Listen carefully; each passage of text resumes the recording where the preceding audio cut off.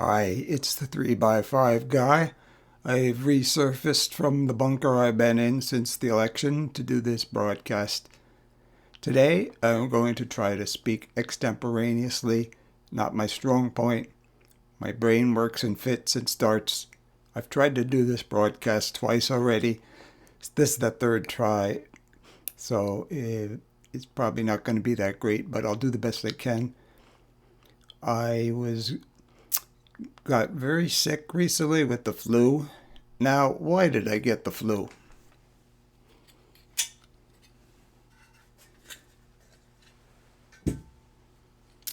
Because I got lazy and skipped my flu shot and my COVID shot this year, though I hope to remedy that very soon. Anyway, I was about as sick as I'd ever been with the flu. It gave me occasion to reflect, as it often does when you get sick and you try to think about how you can live your life in a more healthy manner. But I have to admit, people who are opposed vaccines, I give them a little credit because of the commitment they show. It's really, and the faith they show, as if it's a religion. It's kind of a blind faith, of course, because there's no research behind it. And they're willing to put themselves at risk, their families at risk. That's real commitment. Of course, it's based in ignorance, but anyway. I'd like to talk about vaccines in general. I was born in 1950. I remember 1955 so clearly when Jonas Salk developed the polio vaccine. Polio was something of a scourge in the United States and worldwide. Franklin Roosevelt, of course, suffered from it and could barely stand. And is 1955. Everybody started getting their vaccine shots. I remember getting the shot. Just remember what a national hero Jonas Salk was. And it basically eradicated the disease in the United States. So I have trouble understanding how people my age who went through that can become anti-vaxxers or skeptical of vaccines. After that experience, it's so implanted in your brain how important vaccines were. Of course, maybe they have dementia, I don't know. But anyway, let's move forward slightly to when I was 11 years old, 1961. Before they developed the MMR vaccine, I contracted a case of the measles. It was still probably the sickest I've ever been. Was laid out for 5 days or a week, flat on my back. Couldn't even read or watch. Couldn't even watch TV. There was something wrong with my vision. And after I recovered, I just lay there listening to the radio, AM radio at the time, ABC, whatever it was.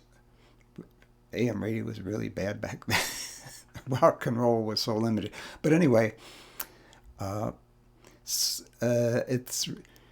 hard for me to believe that anybody would want to expose their children to a disease like that. It's potentially serious and can leave you with lifelong effects. Now, moving forward again to the 80s, when vaccine skepticism first began to emerge, it was more of a left-wing investigative journalism thing. And you see it in the pages of Spin magazine, the very serious music magazine that did investigative journalism. It was, yes, they were beginning to wonder if it could cause autism. And then there were definitely concerns about babies being exposed to too many vaccines too young, which, makes a kind of sense, I guess. Then there was the other issue that was also being perpetrated by Spin magazine of HIV and Gary Null. I used to listen to him in the 90s.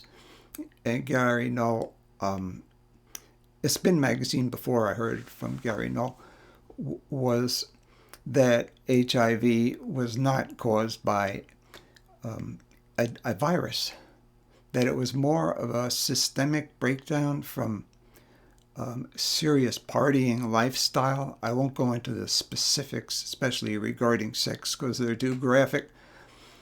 But of course, subsequent years, when medication was developed to treat the HIV virus, it was pretty obvious that that was the cause. Then we'll move forward to COVID, and suddenly vaccine skepticism became was part of the wellness movement, so-called wellness movement. I read once that the whole vaccine skepticism thing can be traced back to one man in Texas. I should have researched that before I did this broadcast, but I'll talk about him some other time. But I would just want to say that the vaccine skepticism during COVID, it was that I think it was partly based on people believing that big pharma, like cui bono from a vaccine, big pharma, of course. But so what when so many people are at risk and are dying horribly? And then people were became very resistant and took it as a personal affront that they had to do social distancing, wear masks, businesses closed down, they had to work from home, they had to keep their children home. That is really odd to me when people started really objecting to keeping their children home from school, even though true children were at somewhat less risk. But why in the world, if there was any risk whatsoever from this horrible disease, would you want to send your children to school?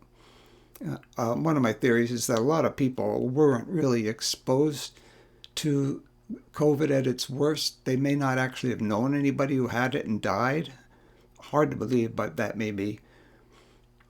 But it is just struck me as so childish that people would take this personally and act as if there was, so weird, they would act as if there was a malign influence behind social distancing, masking, vaccines. It's one thing to be skeptical of those things, but it's an entirely different thing to attribute it to a malign influence as if you're being persecuted. You have to have one serious persecution complex, be deeply insecure. Okay, I'm done with that subject for now. I would just like to talk about television now, much lighter subject. When I first started doing the 3x5, I thought I'd be doing more cultural stuff, but I realized a lot of my interests were very niche, but sometimes they do intersect with the public at large. During this, I watch a lot of NFL, and they are really pushing this TV show, St. Denis Medical. And then I started, because it was created by Justin Spitzer and another man, I thought I'd give it a chance, and I watched a couple episodes on Peacock. I don't watch network TV except for the NFL. And the January 6th Select Committee hearings, the greatest show in the history of television. At least we had that. But, so let's retrace Justin Spitzer's history a little bit. First, he created the show Superstore. From the I only been watching that this year. It was on from 2015 to 2021, starring the fabulous America Ferrara. From the very first episode, I could see everything click. The cast was perfect. This is a workplace comedy, but not the kind that breaks the third wall with interviews and such. It's just a straight drama, and it took on a lot of social justice issues. It's just so darn smart and original and creative. And the wonderful characters: Amy, Jonah, Glenn, Dina, Mateo, Garrett. oh my God, one of the most sardonic characters in the history of television. And of course, the wonderful Cheyenne. I absolutely love that show. I recently saw the episode where Amy, America Ferrara, secured her job as the store manager. That was one of the most famous, I mean, one of the funniest moments in the history of TV comedy by my uh, estimation. But anyway, so the next show by Spitzer was American Auto, which ran from 2021 to 2023. It carried a couple of people over from Superstore. A couple of the actors. Okay, that show, and it starred Anna Gasteyer, a fine comic actress who you may remember from Saturday Night Live a couple of decades ago. That show is okay. It's funny. It's watchable. Nothing like Superstore, which is for me a triple A TV show, comedy, whatever. But then returning to St. Denis Medical, okay, I watched it for 60 seconds. I said, it's about a hospital. I said, oh my God, the show is so stale. Everything about it. The jokes were bad. The cast was, even though it also carried a few people over from Superstore, was just not clicking at all. And it stars this woman. I do not like to pick on actresses, but sometimes I can't help it. It stars this woman named Wendy McClendon Covey. Oh my God. I will not be watching that show. I'm going to go back to the bunker now and see if I can find something else to watch. Bye.